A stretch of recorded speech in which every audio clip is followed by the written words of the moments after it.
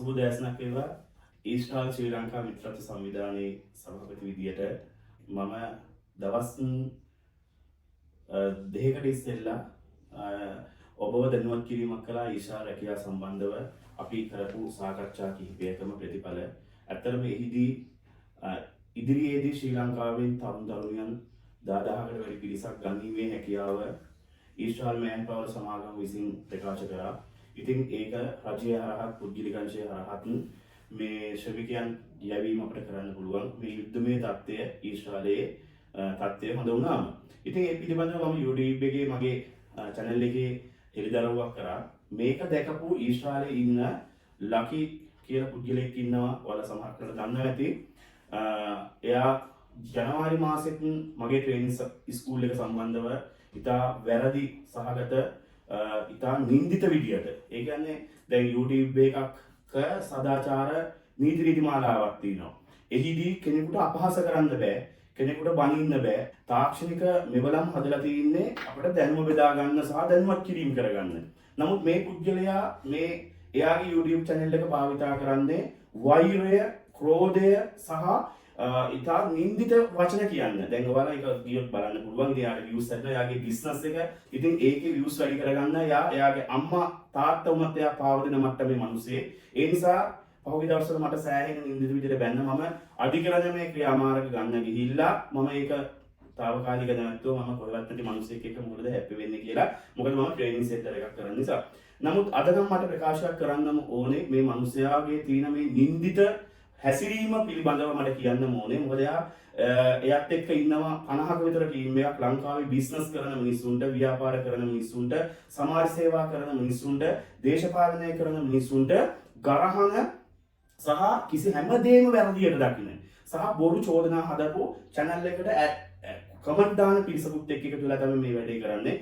අපි දැන් ඒ වීඩියෝ එක දැක්කයින් පස්සේ මගේ ආයතනයේ 50ක් විතර වැඩ කරනවා. ඒ වගේම මේ වෙනකොට මට 2000ක් විතර පිරිසක් ඉන්නවා. ඒ කට්ටිය ඔක්කොම උදේ කමෙන්ට්ස් දැම්මා මේ වැරදි ඇයි. ඒ ඔක්කොම ටික මකලා එයාගේ ටීම් එකේ කමෙන්ට්ස් ටික විතරක් පවත්වාගෙන යනවා. ඉතින් ඒක channel එකේ අධිකාරියගේ වැඩක් නේ. මෙයා ඊශ්‍රායලයේ ඉඳගෙන මේ දේ කරන්නේ. එයා අද උදේ චෝදනා කරපු දේ වලින් මම ඇත්තටම මේ කියන්නම්. එයා පළමුවෙන්ම කියලා තිබ්බා මට ෆ්‍රෙන්ඩ්ෂිප් ඕගනයිසේෂන් එකක් ලංකාවේ නැහැ කියලා. ඒ කියන්නේ මේක දුන්නේ කවුද කියලා අහලා තිබ්බා. පැහැදිලිවම එයා ඒක අහන විදිය බලන්නකෝ. පට්ටපල් හොරෙක් මූ හොරෙක් තමන් ප්‍රියන්ත කියන්නේ හොරෙක්. මෙයා මූ කොහොමද ඒ වචන වලින්මයි අහන්නේ. සාමාන්‍ය YouTube channel එකක එහෙම අහන්න හොඳ නැහැ. මිනිස්සුන්ට අපහාස කරන්න හොඳ නැහැ. මට මේ ශ්‍රී ලංකා ඊශ්‍රායල් මිත්‍රත්ව සංවිධානය ගොඩනගනකොට ඊශ්‍රායලයේ ඒක නිල වශයෙන් පිළිගැනීම කරේ ඊශ්‍රායලයේ තානාපති නූර් ගිලන් මැතිතුමා. එතුමා මගේ ආයතනයටම ඇවිල්ලා දූත කණ්ඩායමක් ඊශ්‍රායලෙ ඉඳලා ඇවිල්ලා මේක නිල වශයෙන් ආරම්භ කරා. ඔබට මම පෙන්වන්න ඕනේ. එතුමා ඉන්දියාවේ සිට මේ ෆ්‍රෙන්ඩ්ෂිප් ඕගනයිසේෂන් එක නිල වශයෙන්ම සනාථ කරන්න මේ සම්මානය මට දුන්නා. මේ ෆ්‍රෙන්ඩ්ෂිප් ඕගනයිසේෂන් එක වෙනුවෙන්. ඒ වගේම ඔබට පේනවා ඇති මේ ටේබල් එකේ මේ පුටුවේම වාඩි වෙලා එතුමා. ඒ කියන්නේ පිටිසර ගම්මානයක ඌරගස්මන් හන්දිය කියන නගරයේ මගේ නගරය දියුණු කරන්න මම නගරෙන් පිට ව්‍යාපාර කරෙත් නෑ. තානාපතිතුමා ලංකාවට එනකොට ඌරගස්මන් හන්දියට ආවේ ලංකාවේ ප්‍රථම වතාවට මේ නගරයට තානාපති කෙනෙක් ආවේ. ඉතින් ඒක මගේ ඉපදිච්ච ගමඩ කරපු ලොකු ගෞරවයක්. එතුමා ඇවිල්ලා මේ පුටුවේම වාඩි වෙලා තමයි මේ ගිවිසුම් කිහිපයකට මස්සන් කරේ. ඒ කියන්නේ ෆ්‍රෙන්ඩ්ෂිප් ඕගනයිසේෂන් එක මගේ, ඒ කියන්නේ ශ්‍රී ලංකා ඊශ්‍රායල් මිත්‍රත්ව සංවිධානය ඊශ්‍රායලයේ නිල වශයෙන් පිළිගන්නවා. එහි ශාඛාවක් අපි මේ යුද්ධමය වාතාවරණය නොතිබුණා නම් අපි මේ මාසයේ 24 වෙනිදා ඊශ්‍රායලයේ ජෙරුසලමේ අපි කාර්යාලයක් පිහිටවන්න සැලසුම් කරලා තිබ්බා. ඉතින් අපිට ඒක හැකියාවක් තිබෙන්නේ. ඊට පස්සේ තානාපති කාර්යාලය හැරුණයින් පස්සේ ඊශ්‍රායල් ශ්‍රී ලංකාවත් එක්ක සම්බන්ධකම් පවත්වන රාජ්‍ය නොවන එකම ලංකාවේ ආයතනය මගේ ආයතනය කවුන්සල් ජෙනරල් කාර්යාලය හැරුණයින් පස්සේ. ඉතින් ඒක මෙයා ඉතා දේශ සහගතව යාගේ වචන වලින් කියලා ඒක එහෙම බොරු මතයක් ගොඩ නැගුවා. ඉතින් මම ඒක වැරදි කියන එක තමයි දැන් මේ කිව්වේ. අපි නීති අනුකූල විදියට ඊශ්‍රායලත් එක්ක මේ සම්බන්ධකම් පවත්වනවා. ඊට පස්සේ එයා දෙවනි චෝදනාවක් කරනවා. ඉදිකිරීම කරන්න විතරයි මට පුහුණුව මේ අවසර තියෙන්නේ. කොහොමද හොටෙල් වල පුහුණු කරන්න කියලා. එයා ඒ කිසිම දෙයක් මම කියන්නේ ඒක එයා ඊශ්‍රායලෙ ඉඳගෙන එයා මේ චෝදනා කරන්නේ කිසිම කෙනෙක්. ඒ කියන්නේ එයාට ඒ කියන්නේ මගේ ආයතනය මම වගේම ට්‍රේනින් සෙන්ටර්ස් තව තියෙනවා. ඒ ට්‍රේනින් සෙන්ටර්ස් කැමති නැහැ තව ට්‍රේනින් සෙන්ටර් එකක් උඩ නැගිනවට මේ බිස්නස් වල තියෙන ප්‍රශ්න මටත් උරුමයිනේ. ව්‍යාපාරයක් කරනකොට මටත් උරුමයි බිස්නස් වල කැපිලි ගැටලි තාඩන පීඩන ගර්ජන මටත් උරුමයි. ඉතින් ඒ උරුම තියෙන ටීම් එකක් තමයි මේ මිනිස්සයාට එකතු වෙලා තියෙන්නේ. ඒ මිනිස්සයාට කියන තොරතුරුනේ මේ එතුමාට මේක පෙන්වන්න කවුරු හරි මේ තියෙන TVC මේ රටේ ඕනෑම අධ්‍යාපන ආයතනයකට අවසරය ලයිසන් එක දෙන්නේ පෘථිවි අධ්‍යාපන කොමිෂන් සභාව. ඒ කොමිෂන් සභාවෙන් දීපු අවසරය මේකේ තියෙනවා.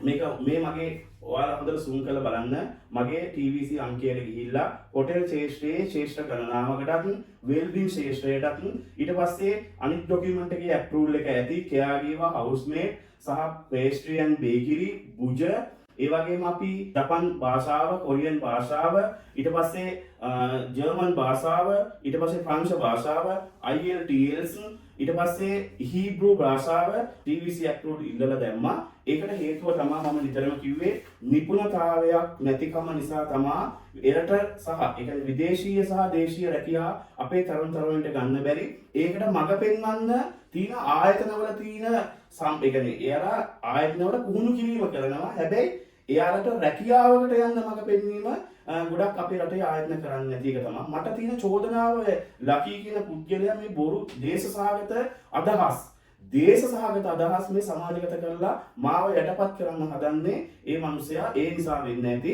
මම මේ ලැන්ග්වේජ් ට්‍රේනින් සෙන්ටර් එක සහ ස්කිල් ට්‍රේනින් සෙන්ටර් එක දෙකම පටන් අරගෙන තව මාසයක් දෙකක් යනකොට ඔයාලා හොඳට බලන්න යුරෝප් කන්ට්‍රි රටවල් වලට මිඩ්ල් රටවල් වලට ඒ වගේම ලංකාවෙන් යවන්න පුළුවන් ඕනෑම රටකට අපේ තරුණයන්ට යන්න ගයිඩ්ලයින් ජොබ් බැංක් එකක් නිර්මාණය කරන රාජ්‍යාන්ත්‍රික සම්බන්ධකම් උපයෝගී කරගෙන කාලේ කියන රට අර සහතික ඉල්ලන්නෙත් නැහැ මේ සහතික ඉල්ලන්නෙත් නැහැ. එයාලා බලන්නේ ඒ රටේ නියෝජිතයෙකුගේ නිරීක්ෂණයකට භාජනය කරලා අද පරීක්ෂණයක් විතරයි. ඒ පරීක්ෂණය සමත් වෙනවා නම් එයාගේ ස්කිල් එක ඕකේ. එයාට යන්න පුළුවන් ඊශ්‍රායලයට. හීබ්‍රු භාෂාවේ රටේ තින්නේ. ඒ කට්ටිය ඒ රටේ වැඩ කරන්න වෙනම සිස්ටම් එකක් හදලා තිනවා. ඉතින් මම ඒ ඉන්ටර්වයුව් සිස්ටම් එක පේස් කරන්න රැකියාව ගන්න තියෙන මේ කියන්නේ නෝමල්. නමුත් ඉන්ටර්වයුව් එක බරපතල කරලා තිනවා. ඒක මම උදව් කරා. ඒක මම නෑ කියන්නේ. මම ගොඩක් උදව් කරා මගේ තරුණතර. ඒ කට්ටිය අද ඊශ්‍රායලට ගිහිල්ලා ලස්සනට ගෙවල් දොරවල් හදලා හොඳ පවුලක් විදියට තමන්ගේ දරුවොත් ආරක්ෂා කරගෙන පැල්පත් නිවාස අද තට්ටු දෙකේ නිවාස වෙලා ජීවත් වෙන 2500ක් විතර නිහතමානී සතුටක් තියෙනවා. මේ මිනිස්සුන්ට තියෙන්නේ ඒ කෙරෙහි වෛරයක්. ඒ මිනිස්සයා කෙයාගීව ගිහිපු මිනිස්සෙක්. ඒ මිනිස්සයාගේ නංගිගේ නමට ඒජන්සියක් තිබ්බා. ඒ ඒජන්සිය මනුෂ්‍ය නායකකාරී ඉන්න කාලේ ලක්ෂ 60 ගානේ මිනිස්සු අර රජයේ ලිස්ට් එකේ ඉන්න කෙයාගීව කට්ටිය මේ මිනිස්සු ඊශ්‍රායලෙන් ඉන්නේ. එතකොට නංගිගේ ඒජන්සියට යවනවා රජයේ ලිස්ට් එකේ ඉන්න කට්ටිය තෝරගෙන කොහෙන් හරි නම් ටිකක් අරගෙන ඊට පස්සේ ඒ කට්ටිය මොකද කරන්නේ ලක්ෂ 60ක් දෙනවා. ඒ විස්තරය මෙයාට දෙනවා. මෙයා ඒ බය කෙනෙකුට පෙන්නනවා ඊශ්‍රායලෙ ඉන්න. එයා ඊට පස්සේ ඇග්‍රීමන්ට් එක රජයට මෙයා ආස්සම් කරන ලක්ෂ 60 ගන්නවා. ඕක මාට්ටුනාම මනුෂ්‍ය නායකකාර කැබිනට් ඇමති එතුමා මොකද කරලා තිබ්බේ අර ඒජන්සියට සීල් තිබ්බා. ඔය වෛරය තමයි අර ගුණා පසුපස කරත්තේ වගේ තාමත් ඒ වෛරයේ ඉන්නේ. ඉතින් මට මනුෂ්‍යත් එක්ක තියෙන සම්බන්ධයක් මගේ නෑ. මම පාර්ලිමේන්තුවට පවා ඉල්ලුවේ වෙනත් ලාංකිකයකින් මනුෂ්‍යත් එක්ක තිබුණා. මම මේ ලාංකිකෙක් වෙයිලන් මේ මිනිස්සේ කිසිම දෙයක් දන්නේ නැතුව අර මොකෙක් හරි කිව්ව මනුෂ්‍යත් එක්කමයි සිටියේ කියලා. ඒ නිසා දිගින් දිගටම මට ඒ සම්බන්ධව චෝදනා කරනවා. මම එහෙම නෑ. මම බොහොම වගකීමෙන් මගේ රටේ තරුණ තරුණියන්ට කියනවා ඉස්සරහට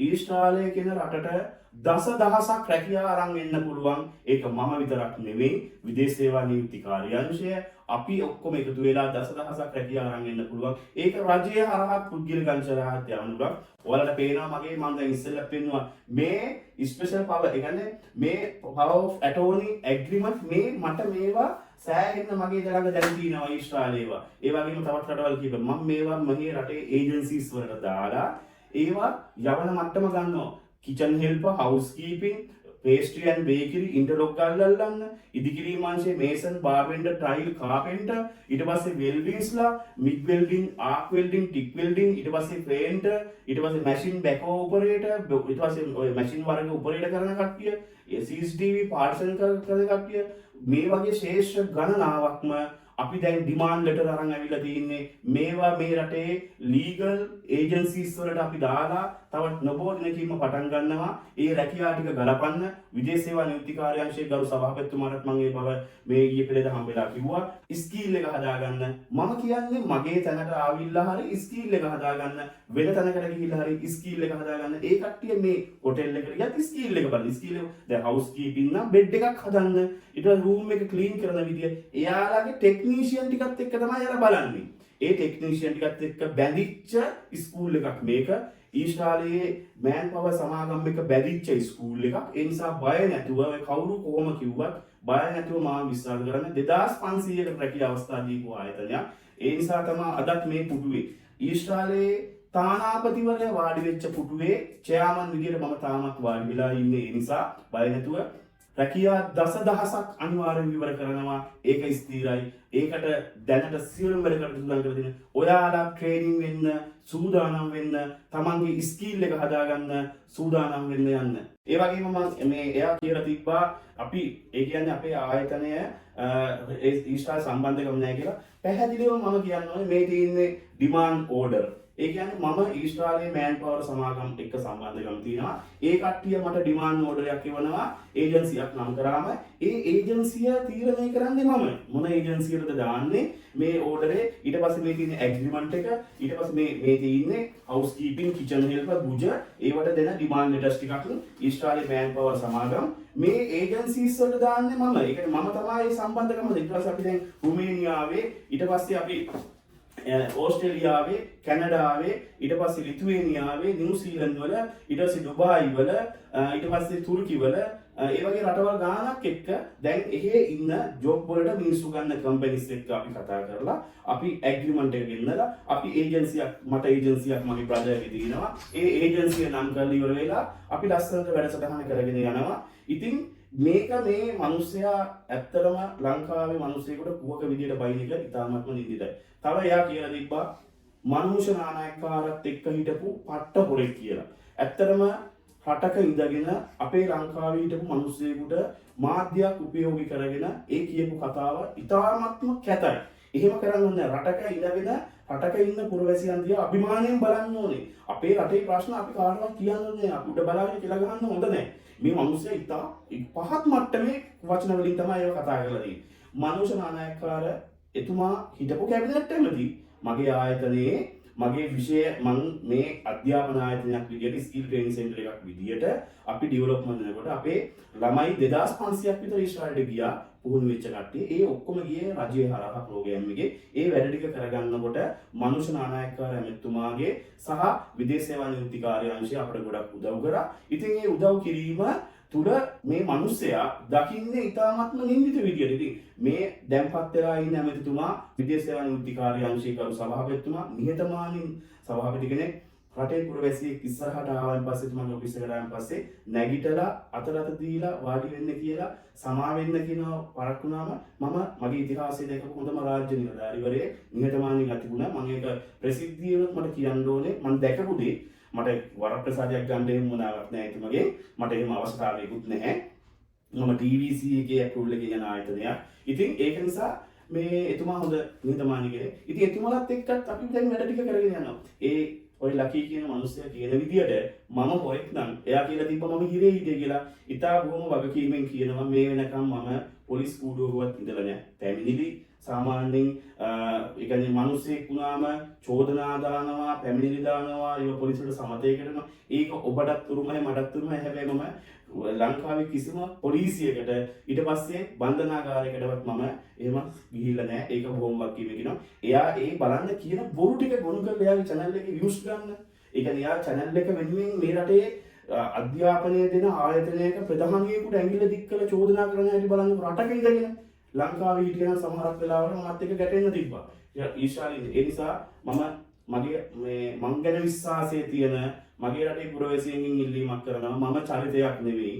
මම වැද්දෙක් නෙවෙයි. හැබැයි මතක තියාගන්න ඊශ්‍රායලයට තමයි මම ගොඩක් ආදරය කරන්නේ. ඊශ්‍රායලයට මම හැමදාම මගේ ආයතනයේ හැමදාම ජාතික කොඩියක් ඔසවනකොට ඊශ්‍රායල් කොඩියක් ඔසවනවා. මගේ ජාතික ගීය කියනකොට ඊශ්‍රායල් ජාතික ගීයත් මම මගේ ආයතනයේ කියනවා. ඒ වගේම මගේ ඊශ්‍රායලයට තියෙන හදවත මගේ රටට හා සමානව මම ඒ රටට ආදරේ. ඒකට හේතුව ඒ යුදෙව්වන් කියන ජාතිය තමන්ගේ ජාතියට ආදරය කරන විදිය. ඒ ජාතියේ කිසිම කෙනෙක් තමන්ගේ රටේ මිනිස්සුන්ට චෝදනා කරන්නේ නැහැ. හැබැයි ඒ අපේ රටේ මේ ලකී කියන පුද්ගලයා බලන්න ඊශ්‍රායලයේ ඉඳගෙන මනුස්සයට බයිනවා මට බයිනවා හොරා කියනවා 77 සාපේ කියනවා ඒ ඉඳගෙන බනින්න තියෙන ඔක්කොම සක්කිලි විදියට වචන පාවිච්චි කරනවා ඉතාමත්ම පහත් මට්ටමේ වචන කියනවා ඔයාලා ඒ YouTube එකට ගිහලා බලන්න. ඉතින් ඒ හින්දා ඒ මනුස්සයාගේ චරිතයත් එක්ක මට ගැටෙන්න මොනවද නැහැ. හැබැයි මේක බලන මිනිස්සු මගෙන් අහුවා ඒක උදේ ඉඳලා මට කෝල් එනවා මේක ඇත්ත මොකද්ද කියලා ඒ නිසා මට ඒක පැහැදිලි කරලා දෙන්න ඕනේ. මෙතනින් එහාට මේ මිනිස්සුත් එක්ක මගේ තර්කයක් විතර්කයක් නැහැ. එයා කරපු චෝදනා ටික දැන් ඔබට නිවැරදික වෙන්නේ නැති. මගේ ආයතනයේ නම්බරේ තියෙන ඕන වෙලාවක කතා කරලා අහන්න. මගේ ආයතනයේ PV නම්බරේ තියෙනවා රෙජිස්ට්‍රේෂන් නම්බර් තියෙන ඕන වෙලාවක බලන්න. මට හොටෙල් ස්කූල් එක විතරක් නෙවෙයි වෙල්ඩින්, කෙයාගීව, ඊට පස්සේ හවුස්මේට්, ඒ වගේම ලැන්ග්වේජ් ඇප්රූවල් තියෙන ඒ හැම දෙයකටම මගේ ආයතනය මගේ බලාපොරොත්තුව මේ රටේ සුවහසක් තරුණ තරුණියන්ට විදේශීය සහ දේශීය රැකියාව ලබා දෙන ලබා ගැනීම සඳහා නිසි පුහුණුවක් ලබා දෙන හොඳම ආයතනයක් සන්නාමයක් වෙලා මේ රටේ යහපත් පුරවැසියන් පිරිසක් බිහි කරන හොඳම අධ්‍යාපන ආයතනය වීම තමයි මගේ ආයතනයේ අරමුණ. ඒ නිසා මේ කරපු චෝදනාවට මේ පිළිතුරු ටික ඇති කියලා හිතනවා. සමහරකට මේක දැක්කම පස්සේ තවත් එකක් ගහයි මම ආයේ මේ මනුස්සයට උත්තර දෙන්නේ නැහැ. ඉතින් පස්සේ උත්තර දෙන්නේ ඇත්තටම මම නීත්‍යානුකූලව මේ කටයුතු කරනවා මේ සම්බන්ධව. ඌරගස්මන් හන්දිය පොලිසියේ OIC තුමාට බැනලා තිබ්බා. ඉතින් එතුමා ශ්‍රේෂ්ඨ නිලධාරියෙක්. එතුමා හොරෙක් නෙවෙයි. එතුමා සම්මාන පිට සම්මාන රාජ්‍ය ගෞරවාන්තයට පත්වෙච්ච නිලධාරියෙක්. එතුමාට තමයි අර චෝදනා කරලා තිබ්බේ. ඉතින් ඒවට එතුමා නීතිමය ඇක්ෂන් ගනීවි.